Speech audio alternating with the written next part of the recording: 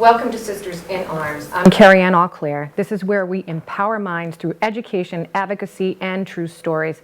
Let's get started. This is episode 2. The first episode we talked about Lexington, the special anniversary that's happening, April 19th, 250-year anniversary. And so Gun Owners Action League and the Civil Rights Coalition are doing some amazing things that day. We have an event going on at the field. You're doing the midnight ride. You're going to be so tired. And then at night we got an amazing dinner with some amazing speakers. So, which I didn't mention before, but definitely go to Gun Owners Action League. So go to goal.org, go to the homepage, scroll down, and check out the speakers. And if you don't know who they are, just click on the link below and find out about them. So we wanted to kind of dive into, so Toby, again, thank you for coming. If anybody doesn't know, this is Toby Leary from Cape Gun Works, also the chair of the Civil Rights Coalition, and has a radio station called Rapid Fire Radio, so thanks for coming back. And Mike Harris from Gun Owners Action League, the Director of Public Policy. So, and of course, my friends. This is the best part of being involved with the 2A community. You know, I have a lot of friends. It is so, so this episode, I kind of want to dive into it because I think there's some people, and this is a perfect opportunity for folks that are gun owners and non-gun owners to really understand, why are we sitting here? Why are we making a big deal about this? Why are we talking about all this stuff? And I kind of wanted to just dive into, let's start like 2 years ago almost, right? When Representative Michael Day was doing listening tours and talking about, and he went to different communities, different cities and stuff, and talked about different subjects. Sometimes it was mental health, suicide, hunting. There was so many, I forgot the other one. It was a funny title. It was like to create safer communities or something like that. Oh, affected communities. Yeah, affected communities. We're like, and so then fast forward, he ended the listening tour, and 3 weeks later, Bill HD 4420 dropped. Yes. 3 weeks later. Yep. And so I don't think he was listening. So let's kind of dive into that. Not to us. Not to us. So Mike, you want to kind of explain what his whole, what was he doing? So actually, I would push the start date back a little bit. I'd push it back to July of 2022. So June of 2022, the Supreme Court came out with the New York State Pistol and Rifle Association versus Bruin decision, where they, affirmed the ownership, carrying, and use of firearms for lawful purposes as not a second-class right. They established the level of scrutiny and the test for these types of cases moving forward. And so in reaction to that decision, and it also stated that all licensing schemes needed to be objective standards and shall issue, just assuming that you can exercise your rights rather than that you can't and you need to prove why you can. So fast forward to July, the end of the legislative session was coming up. They took a judiciary technology bond bill and stuffed a bunch of language that codified suitability in it and got rid of our may issue standard and turned it into a shall issue system in name only, and changed things to make the law Bruin-proof at that point.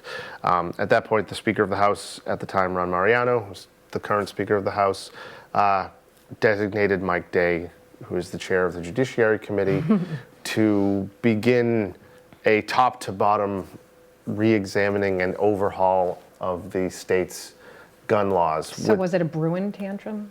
Kind of. That's the way Jim likes to describe it, and he's not far off. I don't disagree, but the whole thing with that the group of folks is saying that they're handcuffing us and not allowing us to put safer laws in place and all this stuff, and we're just like, no, you can have safety laws, and we already have federal standards for who can own a firearm and who can't. Why can't we differentiate between law-abiding citizens and criminals at this point? Good point. Going back, he was designated to do this with the intention of simplifying and making it more easy to follow but also in their words, strengthening the laws. And there was 11 listening tours. I went to 9 out of 11. Yeah, me too. Traveled 6 hours one time to get to Greenville, I think it was. It was crazy. Yeah. But yeah, and then after that, 3 weeks later, the bill HD 4420 dropped, and we all like, ah. So each of the listening tour stops drew a nexus between some horrible issue or something and guns. So it was like suicide and guns, domestic violence and guns. It was like, all right, guys, but we get it. I think, as frustrating as that listening tour was, I think there was something that something a little good came out of it, which was I was able to really get to meet other folks that were on our side that didn't know about goal, or other folks that I didn't know, like Representative X, Rep X. I love Rep X, and that's when I met him. And, he introduced himself to us. I remember that was the first one at the Cape, at the college there. I forgot what college it was. And so I think it revved us up and woke us up.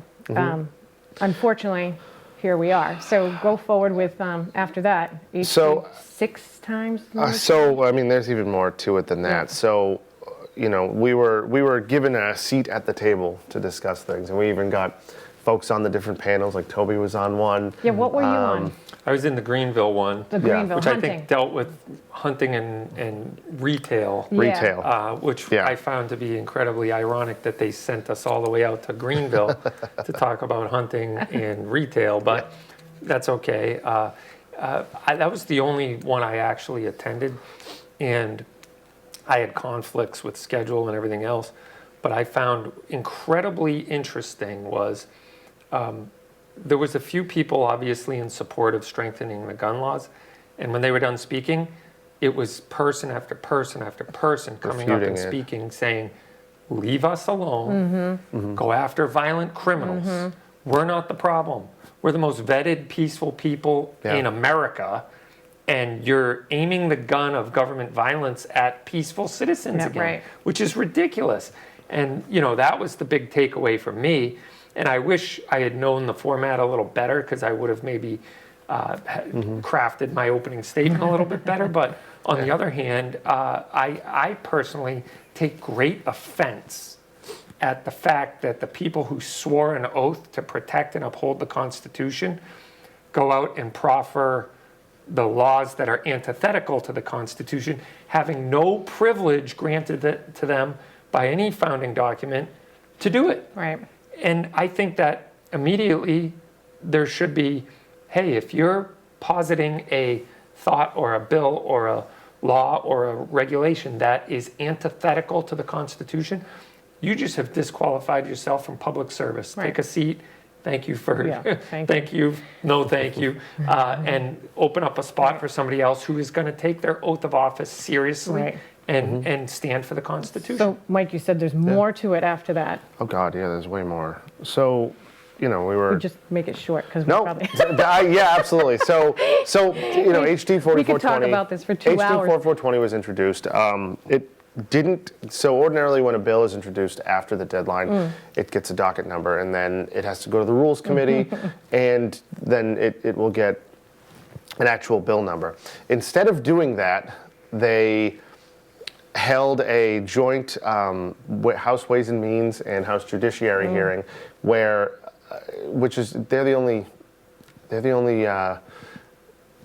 they're really the only committee in the legislature that can do that. House Ways and Means can call it something like that, because all the money bills have to start in the House. So if you're going to do anything with financing or anything with money, it has to go through Ways and Means. So they have special privileges on how they can handle legislation, like how it moves through. So you can call a special. They usually only meet twice to handle the budget and supplemental budget, things like that. So calling that special meeting was really extraordinary measures. He immediately, Chairman Michaelwitz gavelled in, handed it off to Mike Day, and then it went from there. Yeah. So the fact that they had a hearing on a docket number that hadn't even been given a bill number yet is kind of crazy, very out of the ordinary. So that occurred. They then took an existing bill that was a supplemental bond bill They hollowed it out, stuffed this language in it, basically took a time machine, pretended it had always been there. I remember that now, I forgot, yeah. Proffered it under this bill number that already existed. They just hollowed it out and stuck this new language in there, and from there it moved forward. So in the legislature, the separation of powers, each branch sets their own rules and the way that they go about doing business. And one of the rules for the legislature is that you can suspend the rules with enough votes. And the fact that you have, I don't even call them supermajorities anymore, the fact that we have 2 hypermajorities in the House and Senate means that there are basically no rules. When you are guaranteed enough votes to suspend the rules on a whim, you don't have any rules. It just blows my mind. So, I know we've had so many conversations before at the goal office, and I'm like, how can they do that? So I don't understand how they can do that. It really comes down to the voters and who they put into office, and the fact that we have these hypermajorities that can basically do what they want, and there's basically no consequences. They're not accountable to anybody. So which is what's it went so funny from, about this audit that's being proposed. So it went from HD 4420, then finally H 4885, and then now Chapter 135. Chapter 135 of the Acts of 2024. Yep. So anytime legislation gets passed, it gets documented as a set of statutes. So it's a chapter, whatever, of the Acts of whatever year it was passed. So that way you can go back and you can say these were the rules that were passed. So that's not the actual law itself. Those are the changes that were made to the law. So it's basically a list of chapters. Changes that were made. So in order to find what the real effect of of those words is, you have to go into the Mass General laws and find all of the individual sections that were changed. You did that in the goal office. My head was spinning. It's Why it reads like binary code. Exactly. Exactly. So when you go in, it says Chapter 140, Section 131 is amended by, eliminating in line 7 the following language and substituting it with blah, blah, blah. And when I was in the goal office watching in the war room and you guys were talking about this and trying to decipher what everything means. It just takes time. It takes time, and then it's how you take it, and then you read it again, and then someone else asks a question, then it goes back to that again, and you're looking at it again. It's like, it's insane. We have from the beginning, due to the sheer scope, size, and breadth of the language in this law, we have said from the beginning that our interpretation is constantly evolving. Yeah. We've changed our stance on the the assault style firearms ban, I think 3 times at this point, based on conversations we've had with attorneys that are saying, hey, we might have interpreted it this way at the beginning, but this is how they're charging folks under this new statute, so we need to amend our interpretation of it. So you can go to the goal.org, again, GOAL.org. On the very top, there's a section that says Chapter 135. If you click on that, it gives you a breakdown of the bill, so you can by subject matter. Yeah, by subject matter, the law by subject matter, which helps out a bit. But once again, it's evolving. It's evolving. You could go on there tomorrow and find something slightly different. So going back to that law passing, how did that affect you, Toby, with your firearm business? Because you have Cape Gun Works and you're an FFL, which is, and you can go ahead and talk about what that stands for and what it means to you now. Yeah, I mean, it was a significant setback. It affected basically every long gun it did affect every long gun, period, even though they've amended the law or the rules of the law so that they're not enforcing the true intent of the law. But I'm not going to get down that rabbit hole. Why does that matter? Yeah, right. It's on the we fly. passed the law, but don't worry about that. Just do what you always did around this. Yeah. It's amazing. They don't even understand it. Right. And but it definitely affected every semi-automatic rifle with a detachable magazine and how it's sold and bought. And these are arms that are in common and ordinary use for lawful purposes throughout the country. I talked about in the first episode how it's created a two-tier justice system, a secondary class of citizens. You can go to New Hampshire, Maine, Vermont, and one state away and own all these weapons that are now banned items in Massachusetts. And they're commonly owned for lawful purposes, which is key because that is the standard by which an arm can be banned or not. Oh, And wait. That's the Heller So decision. Yeah. we can't own them, but the bad guys and bad people doing bad things can, own whatever they want. Am I hearing that Yeah, correctly? if you don't care what happens to you, you can do whatever you want It to. only affects the good guys. That's Yeah, the whole okay. point of gun All right, control just is wanted not to to clarify. put violent criminals away. In fact, key this phrase- the bill keyword is control. doesn't even deal with that, right? It doesn't deal with it at all. I mean, there might be some way it touches fingers with their new law that says you can't shoot into an occupied dwelling, which was always illegal. Cool. Okay. Yeah, that didn't- That's kind of common sense. I can't think of a situation where they wouldn't charge somebody with Yeah. something. But officer, it's not a law. Yeah. Oh yeah, you're right. Have a nice day. Yeah. Just drive-by shootings are perfect. It shows the insanity of this law. Yeah. All it did was affect the lawful ownership and commerce around arms in a total unconstitutional way. Right.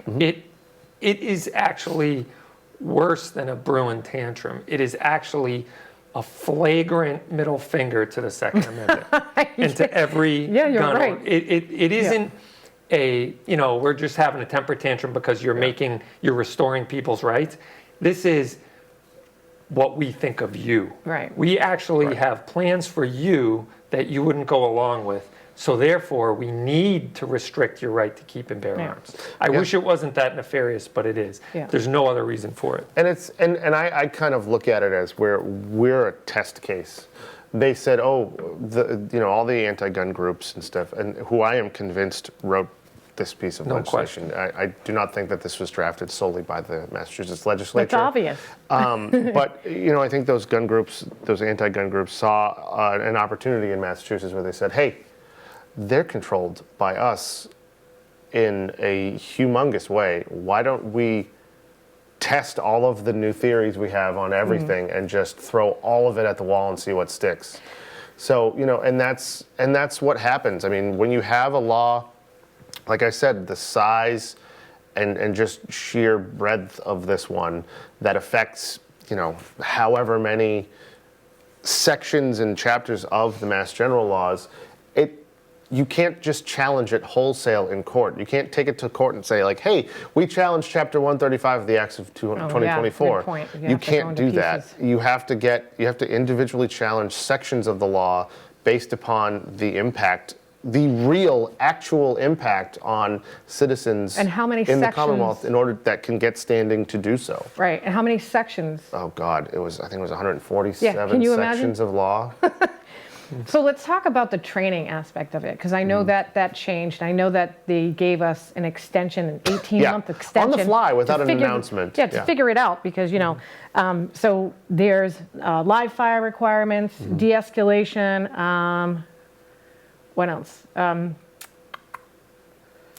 I think is it 8 hours of training? Did that make the final No, cut? live fire, But de-escalation. there's a written exam. Written exam, and then I can't give, so as a firearm instructor, I cannot give a certificate. They have to Yeah, it's come give from it the to the state. state. The state has to give it to me. Yep. And we don't know Super efficient. what specific class we're able to teach. So as Well, an the NRA state instructor. police is supposed to write the curriculum. Yeah, and so, and again, as an NRA instructor, I haven't been doing home firearm classes. I've been doing just basic pistol, hoping that certificate that they have, when all those folks have to go and do their renewal, they now And- have to do all these other classes along with it. Yeah, and they haven't really come out and said what impact that will have on anyone who's taken the class in the interim either. Right.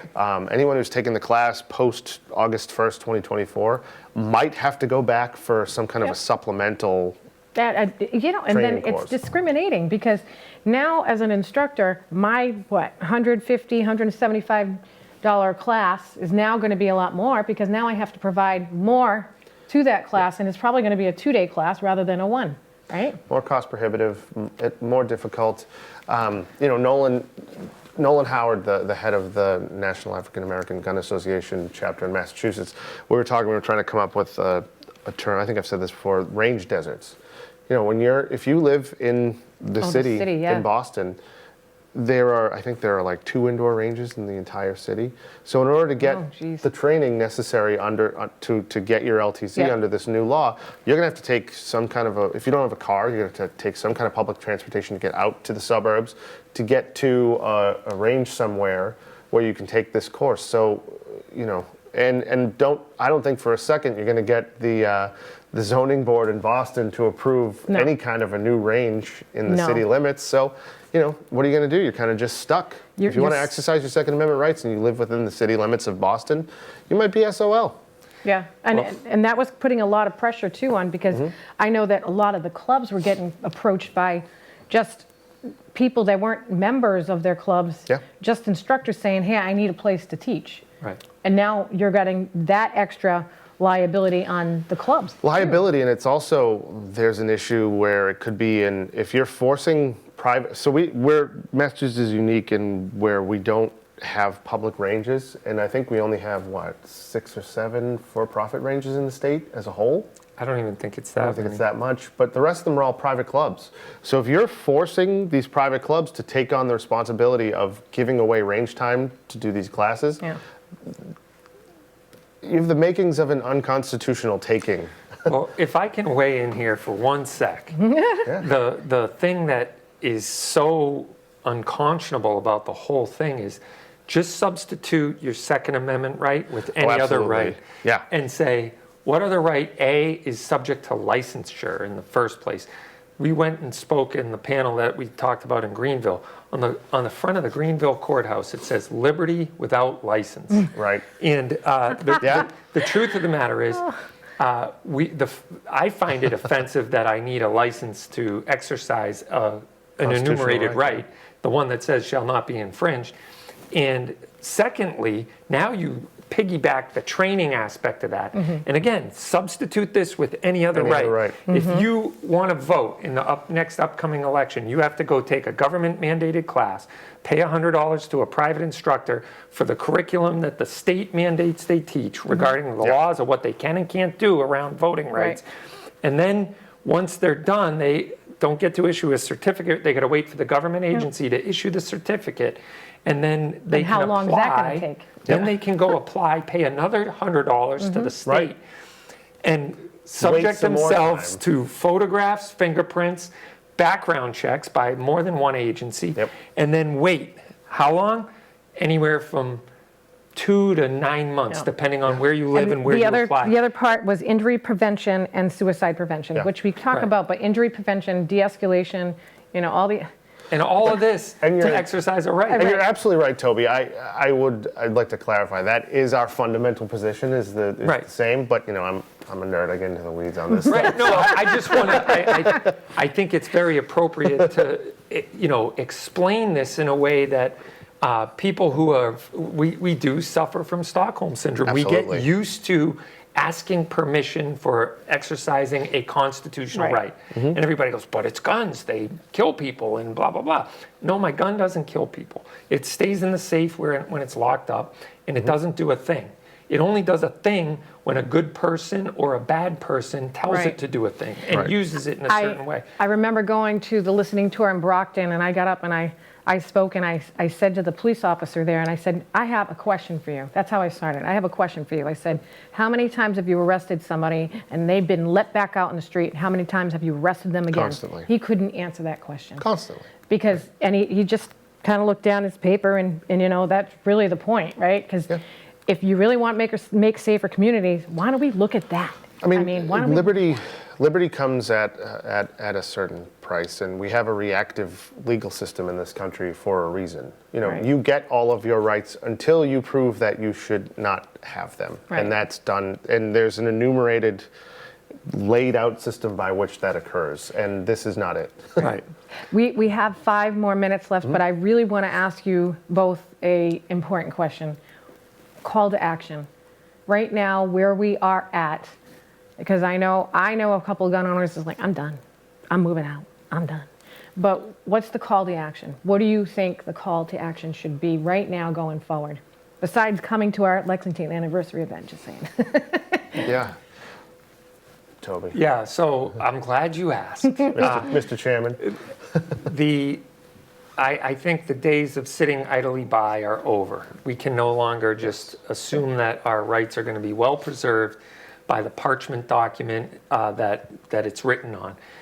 Those days are in the rearview mirror and they're not coming back. We need to take an active involvement. And some people, that might literally just be writing a check because they don't have the time, the effort, the means, the physical ability to actually get involved. Other people have felt the call to serve in a public capacity. Now's the time. I believe there's a shift, there's an awakening, people are starting to wake up and see what is happening to their rights, and they're starting to say, we need to do something here. We need 600,000 gun owners strong in Massachusetts, plus I believe the other 30 to 50% outside of that are in the middle, kind of so to speak, that once they're educated and awoken to what has happened to their rights, will begin to vote a much different way or get involved, run for office, write a check, hold a sign, put a bumper don't sticker. give up, And right? yeah, definitely don't give up. Right?